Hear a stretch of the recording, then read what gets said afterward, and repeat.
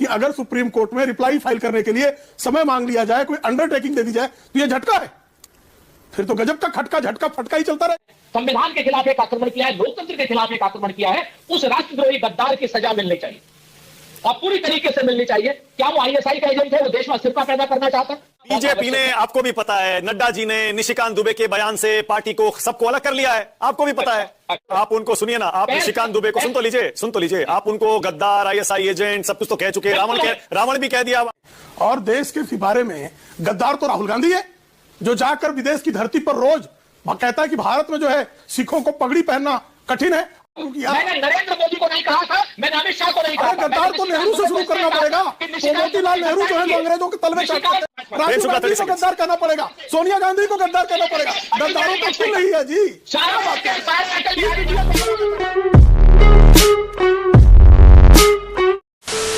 नमस्कार दोस्तों, स्वागत है आपका प्राइम डिबेट और प्रेम शुक्ला जी की बहुत ही ज़बरदस्त और बहुत ही धमाकेदार डिबेट वीडियो में। वक्फ कानून के खिलाफ में सभी मुस्लिम संगठन एक हुए दिल्ली के तालकटोरा स्टेडियम में और अपनी शक्ति दिखाई। दोस्तों इसी पर यह डिबेट भी हो रही है। डिबेट में आप देखोगे दोस्तों, जो सुरेंद्र राजपूत है कांग्रेस के प्रवक्ता, ये बातों ही बातों में निशिकांत दुबे जी पर आ जाते हैं। निशिकांत दुबे जी ने जो सुप्रीम कोर्ट के जज पर टिप्पणी की थी उसका हवाला देते हुए ये उन्हें गद्दार कह देते हैं। तो दोस्तों इसी बात पर भड़क जाते हैं प्रेम शुक्ला जी, जो बीजेपी के प्रवक्ता है, और वो किस तरह से इनकी कोटाई लगाते हैं और पूरे कांग्रेस खानदान की ऐसी तैसी कर देते हैं। इस डिबेट वीडियो में आप देखोगे, आपको बहुत ही आनंद आएगा। तो चलिए शुरू करते हैं डिबेट वीडियो, लेट्स स्टार्ट। बहुत दिन हो गए हैं, मजा नहीं आ रहा है। अभी मजा आएगा ना, भिड़ो पिक्चर चालू करो बे। प्रेम शुक्ला, प्रेम भाई, ये अभी ओवैसी साहब क्या बोले कि आपके सांसद संसद के अंदर खड़े होकर इसी डिबेट पर, इस मुद्दे पर जब बोल रहे थे, झूठ बोल रहे थे। वो कह रहे थे सारे मुस्लिम देशों में वक्फ है, प्रधानमंत्री गए हैं अभी सऊदी अरब, वहां जाकर भी चेक कर लें। गलत बयानी आप लोग कर रहे हैं। नहीं, झूठ का पुलिंदा तो ओवैसी साहब खुद है। हमारे सांसद झूठ नहीं बोल रहे थे। झूठ बोलना ये ओवैसी का काम है, जो स्वयं को जिन्ना समझने की गलती कर रहे हैं ना। वो जिन्ना की आत्मा जो उनके काया में प्रवेश कर गई है ना, वो अब ये 1947 में मैं बता रहा हूं यही कि अब आप जो है डायरेक्ट एक्शन का भय दिखाकर, सड़क पर उतारने का भय दिखाकर, आप जो है हिंदुओं के हत्याकांड का जो है षड्यंत्र रचकर हिंदुओं को डराने का प्रयास श्रीमान असदुद्दीन ओवैसी करना बंद कर दीजिए। 15 मिनट की धमकी देना बंद कर दीजिए, क्योंकि 15 मिनट की धमकी देने वालों को हम लोग कुछ नहीं मानते हैं। प्रेम भाई, लेकिन ये तो मान लीजिए ना, सुप्रीम कोर्ट में 2 दिन जो सुनवाई हुई उसमें सरकार को झटका लगा, आखिरकार आपको भी मानना पड़ा, ठीक है हमें समय दे दीजिए और हम 2 प्रावधानों पर आगे नहीं बढ़ेंगे। क्या झटका? ये जिसको झटका कहते हैं, न्यायिक प्रक्रिया को आप झटका समझते हैं? वाह भाई, बड़ी अच्छी समझ है मानक भाई आपकी समझ को का अभिनंदन है कि अगर सुप्रीम कोर्ट में रिप्लाई फाइल करने के लिए समय मांग लिया जाए, कोई अंडरटेकिंग दे दी जाए, तो यह झटका है। फिर तो गजब का खटका झटका फटका ही चलता रहेगा सुप्रीम कोर्ट में पूरी प्रक्रिया में। ओ भाई ये क्या है? कभी इनको झटका, कभी इनको फटका, कभी इनको अटका, कभी इनको टटका। वाह गजब है। ठीक है, सुरेंद्र राजपूत बोलिए और ये बताइए सुरेंद्र भाई, जब ये सुप्रीम कोर्ट में सुनवाई चल रही है तो इतने बड़े प्रदर्शन को दिल्ली के तालकटोरा स्टेडियम में करने से क्या मतलब, मकसद क्या है इसका? हमको नहीं पता। मानक भाई, अगर मैं काउंटर क्वेश्चन पूछूं, इसमें दिक्कत क्या है? किसको दिक्कत है? क्यों दिक्कत है? क्या ये संविधान विरोधी है? क्या ये देश विरोधी है? क्या ये लोकतंत्र विरोधी है? क्या कोई हिंसा हुई या किसी ने हिंसक बात की? नहीं की ना।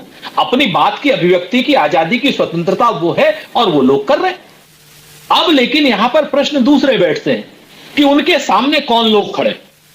उनके सामने जो लोग खड़े हैं वो आज क्या नाम टीवी पर बैठ करके भी और बाहर भी, इनके सांसद भी, इनके प्रवक्ता भी, प्रेम भाई भले इंसान है, लेकिन आप देखिए इनकी धमकी भरी भाषा। क्या देश में कानून नहीं रह गया है कि जो मैं मारा तही में मारा? ये त्रेता युग नहीं है, पर क्या नाम प्रेम भाई, ये कलयुग है। और यहां पर 2025 से देश में संविधान का शासन और देश में संविधान की धाराओं में हत्या के प्रत्युत्तर में हत्या पर भी, दोनों पर भी बराबर का वो लगेगा। बहुत स्पष्ट जान लीजिए। कितने शानदार विचार रखते हैं जी। आप ना किसी को मार सकते, ना कोई आपको मार सकता। अगर एक अपराध करता है तो वो उसकी भी सजा अदालत देगी, पुलिस पकड़ के ले जाएगी, और दूसरा अगर उसके प्रत्युत्तर में मारेगा तो उसकी भी सजा अदालत देगी और उसको भी कदम पुलिस पकड़ के ले जाएगी। और मैं बड़ी जिम्मेवारी से कहता हूं कि जिस तरीके से निशिकांत दुबे ने देश के खिलाफ एक आक्रमण किया है, जिस तरीके से निशिकांत दुबे ने सुप्रीम कोर्ट के खिलाफ एक आक्रमण किया है, संविधान के खिलाफ एक आक्रमण किया है, लोकतंत्र के खिलाफ एक आक्रमण किया है, उस राष्ट्रद्रोही गद्दार की सजा मिलनी चाहिए और पूरी तरीके से मिलनी चाहिए। क्या वो आईएसआई का एजेंट है? वो देश में अस्थिरता पैदा करना चाहता है? क्या वो आज की डेट में कमाल कर रहे हैं आप, गद्दार, आईएसआई एजेंट, क्या कह रहे हैं? सांसद हैं वो, सुरेंद्र भाई सांसद हैं वो, चुने हुए सांसद हैं। एक मिनट चुने हुए सांसद क्या नाम आईएसआई के एजेंट नहीं हो सकते हैं? कि क्या वो अगर कह रहे हैं कि सुप्रीम कोर्ट नहीं गलत कर रहे हैं, नहीं ना बिल्कुल नहीं प्लीज सुरेंद्र भाई, नहीं संयम रखिए प्लीज। नहीं सुन लीजिए आप, बिल्कुल नहीं। जब तक वो शख्स संविधान का आदर नहीं करेगा, संजीव खन्ना को वो कह रहा है कि धार्मिक युद्ध छेड़ रहे, गृह युद्ध छेड़ रहे, कहां गृह युद्ध है ये बताइए ना। अभी बहुत ज्यादा है तो कहां गृह युद्ध है? जो गृह युद्ध मणिपुर में है, लेकिन मणिपुर का गृह युद्ध ये मानते नहीं है। तो मैं तो बहुत स्पष्ट रूप से कह रहा हूं कि आज जिस तरीके से भारतीय जनता पार्टी कानून को, संविधान को, लोकतंत्र को धमकी ले रही है, इसका प्रत्युत्तर देना बीजेपी ने, आपको भी पता है, नड्डा जी ने निशिकांत दुबे के बयान से पार्टी को सबको अलग कर लिया है, आपको भी पता है। अच्छा मैं समझ गया मानक भाई, निशिकांत दुबे के बयान से बीजेपी ने अलग कर लिया है, लेकिन सजा क्या दी भाई? यही बयान अगर कांग्रेस के सांसद ने किसी ने दे दिया होता तो मानक गुप्ता भी और प्रेम शुक्ला भी क्या यही बात कह रहे होते कि कांग्रेस ने बयान से अलग कर लिया है? आप बताइए मुझे। नहीं बिल्कुल कहते हैं, क्यों नहीं कहते? देखिए पार्टी की लाइन और एक नेता की लाइन अलग है। और सुन लीजिए मुझे पता है, क्योंकि ये दशानन के 10 सर की तरीके से होता है भारतीय जनता पार्टी का हुआ। एक सर कुछ कहता है, प्रेम भाई प्रेम की भाषा बोलेंगे, निशिकांत दुश्मनी की भाषा बोलेंगे, क्या नाम जेपी नड्डा जी बिल्कुल संत वाली भाषा बोलेंगे, नरेंद्र मोदी जी सबका साथ सबका विकास दुबई में जाकर के बोलेंगे, सऊदी अरब में जाकर के मस्जिद में बैठ करके राग अलापेंगे, बोरा मुसलमानों के साथ में रहेंगे। लेकिन दशानन के 10 सर तो होते हैं, लेकिन पैर सिर्फ 2 होते हैं मानक भाई। बड़े खतरनाक लोग हैं। इसके 10 सरों की तरफ मत देखिए, 10 वाचों की तरफ मत देखिए, 10 बयानों की तरफ मत देखिए। प्रेम शुक्ला जी अगर ये कहेंगे कि मैं उन्हें रावण कह रहा हूं तो मैं बिल्कुल रावण नहीं कह रहा हूं, मैं 10 सरों की बात कर रहा हूं। इनके पैरों की तरफ देखिए। आप उनको सुनिए ना, आप निशिकांत दुबे को सुन तो लीजिए। आप उनको गद्दार, आईएसआई एजेंट सब कुछ तो कह चुके, रावण भी कह दिया अब आपने। आप कह रावण नहीं कह रहा मैं दशानन के 10 सर की तरह है, मैं ये कह रहा हूं, मैं बिल्कुल रावण नहीं कह रहा। और मैं आपको बता देता हूं कि जिस तरीके से ये लोग धमकी भरी भाषा का उपयोग कर रहे हैं, ये देश के लोकतंत्र को मारना चाहते हैं, संविधान को मारना चाहते हैं। अगर इनके पास कहीं 400 सांसद आ जाते, आपसे बताओ मानक भाई, तो आज ये देश का संविधान पलट चुके। प्रेम शुक्ला को मुझे मौका देना पड़ेगा जवाब देने का। प्रेम भाई बोलिए, आपकी बारी है, उसके बाद आगे आएगा मजा खेल का, बहुत मजा आएगा। जा रहा हूं, बोलिए। देखिए कांग्रेस तो बाणासुर की तरह हरकत करती है, 10 सिर 1000 बाहें, और आए दिन दिग्विजय सिंह एक बयान देते हैं, पार्टी कहती है हमारा कोई लेन देन नहीं है। पार्टी की तरफ से जब कपिल सिब्बल रहते थे साहब, उनका बयान अलग है, मणिशंकर अय्यर उनका बयान से अलग है, सैम पित्रोदा उनके बयान से हमारा कोई लेन देन नहीं। आए दिन इस तरह के खंडन कांग्रेस के बाणासुरी संग्राम के हिसाब से जारी हुआ करते हैं। और देश के बारे में गद्दार तो राहुल गांधी है, बात तो सही है। जो जाकर विदेश की धरती पर रोज कहता है कि भारत में जो है सिखों को पगड़ी पहनना कठिन है। अरे अपने अब्बा हुजूर से पूछते हैं जिन्होंने 10,000 सिखों का नरसंहार कराने का कुकृत्य किया।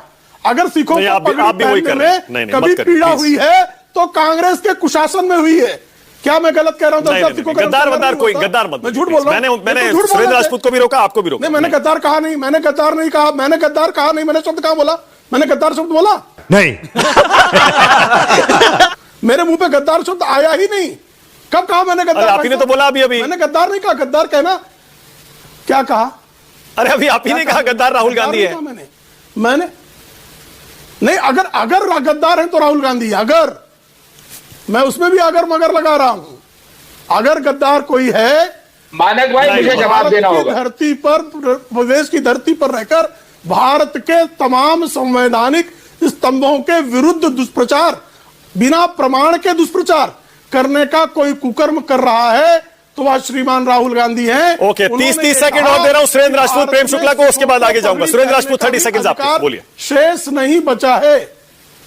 अगर कोई गद्दार है, मैं प्रेम शुक्ला की भाषा की इस्तेमाल कर रहा हूं, तो अगर कोई गद्दार है तो नरेंद्र मोदी है, क्योंकि 2014 से पहले उनको भारत में पैदा होने में शर्म आती।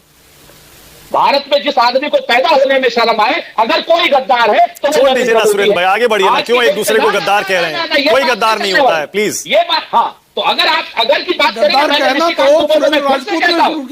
नरेंद्र मोदी को नहीं कहा था, मैंने अमित शाह को नहीं कहा। गद्दार तो नेहरू से शुरू करना पड़ेगा। तो मोतीलाल नेहरू जो है, जो अंग्रेजों के तलवे चाटते थे, उनसे शुरू करने पड़ेगा।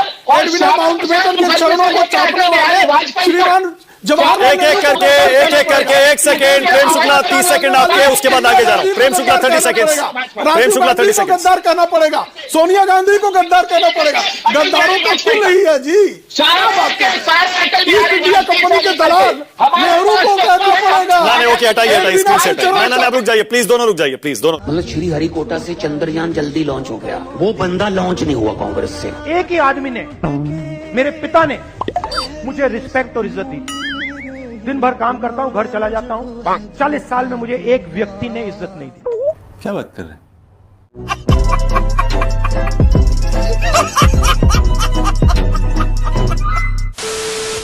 तो दोस्तों डिबेट हो गई खत्म, वीडियो हो गई पूरी। उम्मीद करता हूँ दोस्तों ये डिबेट वीडियो आपको पसंद आई होगी। अगर एंकर माला गुप्ता ने बीच बचाव नहीं किया होता, अगर डिबेट ना रोकी होती, तो डिबेट और भी शानदार जानदार होती और हमारा मनोरंजन भी भरपूर हो जाता था। तो दोस्तों फिर भी उम्मीद करता हूँ ये डिबेट वीडियो आपको पसंद आई होगी। ऐसी ही डिबेट वीडियो आप देखना चाहते हो तो प्राइम डिबेट के इस यूट्यूब चैनल को आप सब्सक्राइब करते जरूर जाओगे। मिलता हूँ आपसे अगली वीडियो में, तब तक के लिए जय हिंद, वंदे मातरम।